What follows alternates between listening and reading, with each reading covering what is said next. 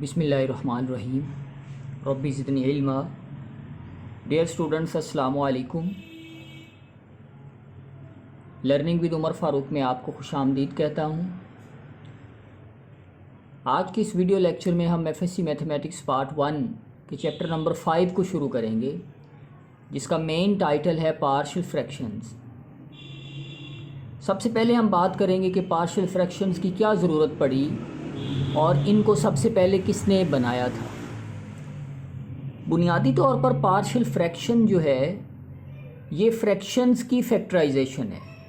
यानी अगर हमारे पास एक्सप्रेशन फ्रैक्शंस के अंदर आती हैं जिसमें एक डिनोमिनेटर होता है और एक न्यूमरेटर होता है, अब उनके हिस्से करने का, उनके फैक्टर बनाने का जो तरीक़ाकार है वो पार्शियल फ्रैक्शन कहलाता है। यानी कि अगर हमारे पास कोई भी एक्सप्रेशन फ्रैक्शन में आ जाती है जिसमें एक पार्ट ऊपर है जिसको न्यूमरेटर कहते हैं और एक पार्ट नीचे है जिसको हम डिनोमिनेटर कहते हैं, अगर हम उसको सॉल्व करना चाहते हैं, उसके फैक्टर बनाना चाहते हैं, उस तरीक़ाकार को हम पार्शियल फ्रैक्शन कहते हैं। पार्शियल फ्रैक्शन को जो इंट्रोड्यूस करवाया था मैथमेटिक्स में वो 1702 में गॉटफ्राइड लीबनिज़ ने और जोहान बर्नौली ने करवाया था। यानी ये वो लोग थे जिन्होंने पार्शियल फ्रैक्शन को इंट्रोड्यूस करवाया था। याद रखें, अलजब्रा में पार्शियल फ्रैक्शन की बहुत ज़्यादा अहमियत है। इसके बग़ैर हम अलजब्राइक एक्सप्रेशन जो फ्रैक्शन के अंदर होती हैं उनको अलग-अलग नहीं कर सकते हैं। तो इसकी कुछ बुनियादी चीज़ें हम देखते हैं, उसके बाद एक्सरसाइज 5.1 को सॉल्व आउट करेंगे। Conditional equation, it is an equation in which two algebraic expressions are equal for particular values of the variables.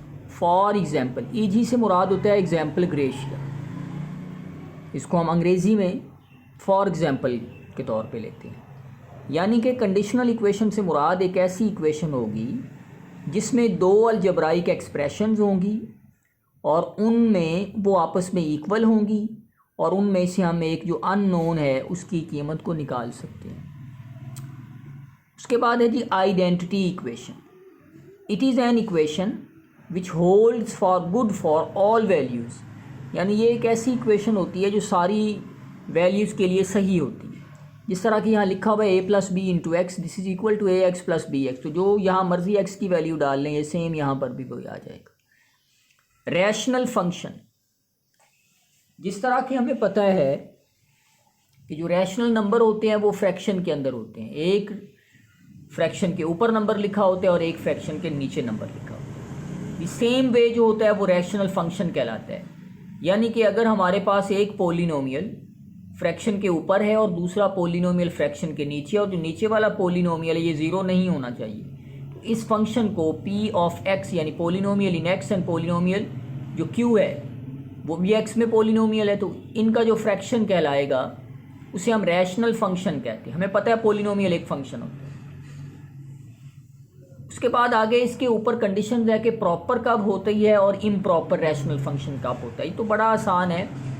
अगर हमारे पास ऊपर वाला पोलिनोमियल पावर में छोटा है और नीचे वाला पोलिनोमियल की पावर बड़ी है तो इसे हम कहते हैं प्रॉपर रैशनल फंक्शन।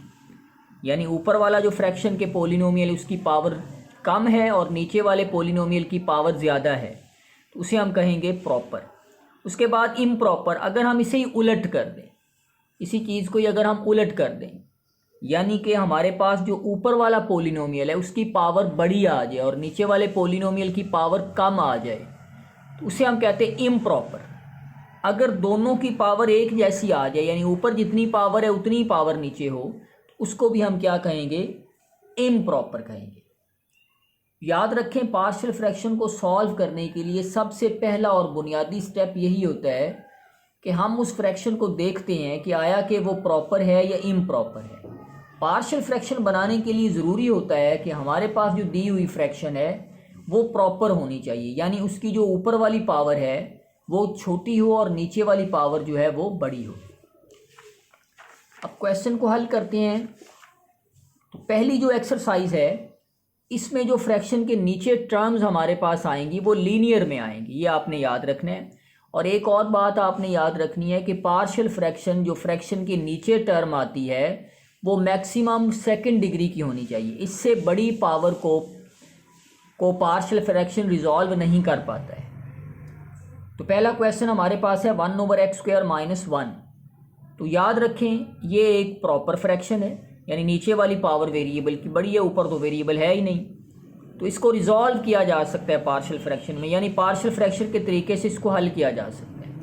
अगर नीचे वाली फ्रैक्शन के फैक्टर बनते हैं तो सबसे पहले तो फैक्टर बनाएंगे, इसके फैक्टर बन जाते हैं। तो ये दो लीनियर फैक्टर बन गए। अब इसको रिजॉल्व करेंगे। पार्शियल फ्रैक्शन का तरीका क्या है कि जिस फ्रैक्शन को आप पार्शली हल करना चाहते हैं उसके जितने फैक्टर हैं उनको इस तरह लिखेंगे, यानी कोई एक अननोन डालेंगे, उसको आप ए कह लें। ए ओवर इन दोनों में से जो मर्जी इसके नीचे लिख दें, लीनियर हो या क्वाड्रेटिक हो। उसके बाद प्लस लगाएंगे, फिर बी लिखेंगे, फिर जो बच जाएगा इनमें से वो लिख देंगे। फिर उसके बाद एलसीएम लेंगे। एलसीएम क्यों लेंगे? जो कि जिसको हम हल करना चाहते हैं वो फ्रैक्शन में है, तो फ्रैक्शन को तोड़ने का जो तरीका होता है वो एलसीएम होता है।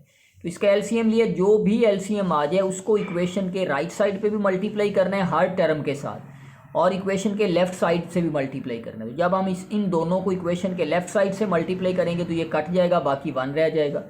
जब इस वाले हिस्से को इन दोनों से मल्टीप्लाई करेंगे तो प्लस वाली टर्म कट जाएगी, माइनस वाली बच जाएगी, और यहाँ पर प्लस वाली बच जाएगी। अब ये एक इक्वेशन आ गई, इसमें दो अननोन है, एक ए और बी, जिसको हम फाइंड करना चाहते हैं। अपनी मर्जी से इस इक्वेशन में आप चाहे इसको पहले पुट कर दें 0 या इसको पहले पुट कर दें 0। तो x - 1 को 0 पुट करेंगे तो x का आंसर 1 आ जाएगा। इस इक्वेशन के लेफ्ट साइड पे x मौजूद ही नहीं है, तो जो चीज़ मौजूद है वो लिख देंगे। इसमें जब हमने x - 1 को 0 पुट किया तो ये वाला हिस्सा तो 0 हो जाएगा, क्योंकि x - 1 को 0 लिखेंगे तो ये 0 हो जाएगा। बाकी ये वाला हिस्सा बचेगा, तो b वैसे का वैसे x की जगह हम 1 लिखेंगे, तो 1 + 1 2b आ जाएगा। तो b का आंसर 1/2 आ जाएगा। अगेन x + 1 को 0 पुट करेंगे तो x का आंसर -1 आएगा। तो -1 इक्वेशन नंबर 2 में पुट करेंगे जहाँ जहाँ x है, तो हमारे पास निकल आएगा -2a = 1। तो a का आंसर क्या आ जाएगा? -1/2। a और b के दो आंसर आ गए। इन दोनों आंसर्स को इक्वेशन नंबर 1 के अंदर हम पुट करें। तो पहले इक्वेशन नंबर 1 को लिखेंगे। तो इक्वेशन नंबर 1 को हमने ये लिखा, इसमें a की वैल्यू डाली और b की वैल्यू डाली। प्लस वाला पहले लिख दिया और माइनस वाला बाद में लिख दिया। इन दोनों में से कॉमन आ जाएगा 1/2, तो बाकी हमारे पास आंसर आ गया। अब इस वाले हिस्से को हमने पार्शली रिजॉल्व कर दिया दो फैक्टर के अंदर, दो अलग अलग हिस्से आ गए हमारे। क्वेश्चन नंबर 4 है, ऊपर पावर 2 है, नीचे पावर 3 है, चूंकि 2 ये पावर है और 1 ये पावर है। अब क्या करेंगे? सबसे पहले तो ये पावर 2 है, इसको देखेंगे इसके फैक्टर बनते हैं या नहीं बनते। तो इसके फैक्टर बन जाते हैं, तो इसके फैक्टर बनाएंगे तो ये इसके फैक्टर बन जाएगा। अब 3 हिस्से आ गए हमारे पास नीचे, लीनियर 1 2 3। अब इसको पार्शियल फ्रैक्शन में रिजॉल्व करेंगे। a के नीचे जो मर्जी लिख दें इन तीनों में से, b के नीचे फिर लिख दें दो, जो बाकी दो बचते हैं, इसी तरह c लिख दें। इसे क्वेश्चन नंबर 1 कह देंगे। अब इसका एलसीएम लेंगे तो ये तीनों रकमें आ जाएंगी। इनको राइट साइड पे भी हर टर्म के साथ मल्टीप्लाई करेंगे और लेफ्ट साइड के भी। जब लेफ्ट साइड पे करेंगे तो नीचे वाला सारा हिस्सा कट जाएगा, बाकी रह जाएगा 3x² - 4x - 5। इस साइड पे जब हर टर्म को मल्टीप्लाई करेंगे तो ये हमारे पास बच जाएगा। a में 2 फैक्टर, b में 2 फैक्टर, c में 2 फैक्टर। अब अगला स्टेप जो होता है, अपनी मर्जी से x - 2, x + 2 या x + 5, इन तीनों में से किसी एक को पहले 0 पुट करेंगे, फिर उसके बाद एक और को 0 पुट करेंगे, फिर तीसरे वाले को 0 पुट करेंगे। तो सबसे पहले जब हमने x - 2 को 0 पुट किया और दोनों साइड्स पे जो इक्वेशन नंबर 2 है उसमें जब x2 लिखेंगे तो हमारे पास आंसर निकलेगा a = -1/28। इसी तरह इक्वेशन नंबर 2 में x + 2 जब 0 पुट करेंगे तो x का आंसर निकलेगा -2। इक्वेशन नंबर 2 की दोनों साइड्स पे जब हम x = -2 पुट करेंगे तो b का आंसर निकलेगा -5/4। इसी तरह जब हम x + 5 को पुट करेंगे 0 के इक्वल तो x का आंसर -5 निकलेगा। इसे इक्वेशन नंबर 2 की दोनों तरफ जब पुट करेंगे तो हमारे पास c का आंसर निकलेगा 30/7। अब a, b और c के जो तीनों आंसर हैं इसको हम इक्वेशन नंबर 1 में पुट करेंगे। तो पहले इक्वेशन नंबर 1 को हमने लिखा a/x - 2, b/x + 2, c/x + 5। इसमें a का, b का, c का आंसर हमने लिख दिया, तो ये हमारे पास जवाब आ गया। यानी इस फ्रैक्शन को इस तरह हमने रिजॉल्व कर।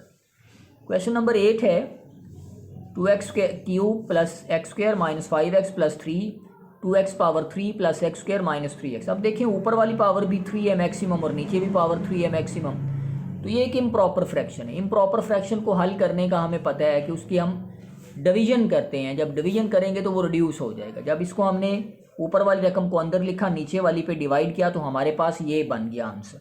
तो लिखने का तरीका क्या होता है कि जो यहाँ कोशेंट होता है उसे पहले लिखते हैं, प्लस का निशान लगाते हैं, जो रिमाइंडर होता है वो यहाँ लिखते हैं, और जो डिवाइज़र होता है वो ये नीचे लिख देते हैं। अब क्या करेंगे हम, इन नीचे वाला जो फ्रैक्शन है इसमें से x कॉमन है तो x कॉमन ले लेंगे, अंदर ये बच जाएगा। अब जो अंदर बचा है इसके फैक्टर बनाते हैं, इसके फैक्टर बन जाते हैं तो ये फैक्टर बन जाएंगे। इसे आप इक्वेशन नंबर 1 कहते हैं। अब देखिए हम जो रिजॉल्व करेंगे वो इतना हिस्सा रिजॉल्व करेंगे, क्योंकि 1 जो है इसको हम बाद में फिर देखेंगे। अब इस हिस्से को हमने रिजॉल्व किया तो a over x, b over x minus 1, c over 2x plus 3 आ गया। अब देखें जी एलसीएम लेंगे इसका, x into x minus 1 2x plus 3, दोनों तरफ मल्टीप्लाई करेंगे तो ये हमारे पास एक इक्वेशन बन जाएगी। इसमें पहले आप x 0 पुट करेंगे तो a का आंसर -1 आ जाएगा। फिर क्या करेंगे, x माइनस 1 को 0 पुट करेंगे, x इक्वल 1 आ जाएगा। दोनों तरफ इक्वेशन के जब पुट करेंगे तो b का आंसर 1/5 आ जाएगा। इस तरह जो c का आंसर फाइंड कर लेंगे हम, c का आंसर हमारे पास 8/5 आ जाएगा। ये सारी जो वैल्यूज़ हैं a, b और c की हैं, इसे पहले इक्वेशन नंबर 2 में पुट करें। तो इनको हमने इक्वेशन नंबर 2 में पुट किया, तो पहले इक्वेशन नंबर 2 को लिखा a over x, b over x minus 1, c over 2x plus 3 है। a की जगह 1 था, b की जगह 1/5 था, c की जगह 8/5 था, तो ये हमारे पास जवाब आ गया।